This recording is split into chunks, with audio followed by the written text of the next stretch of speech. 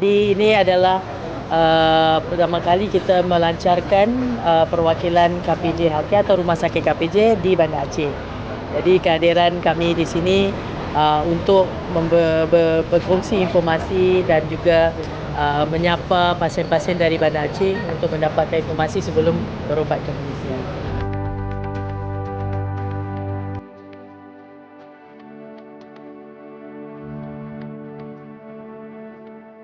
Ini perasmian kantor yang ketiga. Ya, sebelum ini kita ada di Batam, di Pulau Batam, dan yang kedua di Bengkalis, yang ketiga di sini. InsyaAllah bulan depan di Pekanbaru dan juga di Pontianak. Jadi keseluruhannya kita mempunyai 5 perwakilan kita di Indonesia.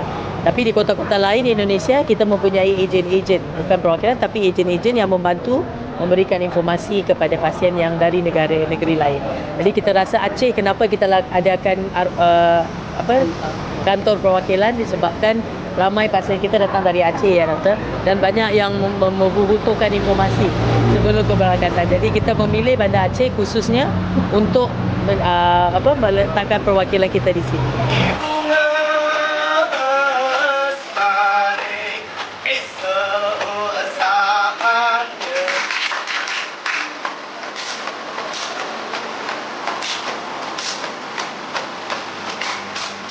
Memang orang Indonesia tu banyak sekali berubatnya ke Malaysia, pasti.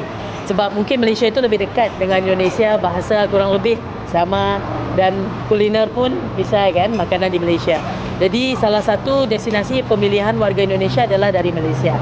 Dan kita lihat disebabkan kita punya support dengan Indonesia tu begitu dekat sekali. Jadi pasien yang datang di Indonesia ini banyak berubat ke Malaysia, terutama ke Rumah Sakit KPJ. Memang banyak sekali. Jadi pada tahun lalu, kalau keseluruhan Malaysia itu 500,000 yang datang. Sebelum COVID itu lebih ramai, 670,000. Jadi sekarang ni kita merasakan mulai datang sebagai second opinion. Jadi sekali lagi saya share, mungkin tadi saya sudah share, kita tidak pernah bersaing dengan rumah sakit dari Indonesia. InsyaAllah kita jadikan sebagai alternative treatment ataupun pilihan kedua untuk berubat. Sebab KPJ itu rumah sakit yang terbesar ya, terbesar di Malaysia yang mempunyai 30 ya sekarang ni. Kurang lebih kita ada 1,500 doktor di keseluruhan rumah sakit di KPJ. Semuanya doktor pakar. Ya, dan rumah sakit kita mempunyai di seluruh Malaysia, di kota-kota yang besar dan kota-kota yang lain juga. Cuma tidak ada di Malacca, tapi yang di kota-kota lain aja. Jadi kita lihat ini salah satu support yang kita berikan kepada pasien yang dari Indonesia dari pelbagai kota, bukan saja dari Banda Aceh, tapi dari Kepri, dari Jakarta, Surabaya, Pulau Jawa, semuanya akan datang ke KPJ.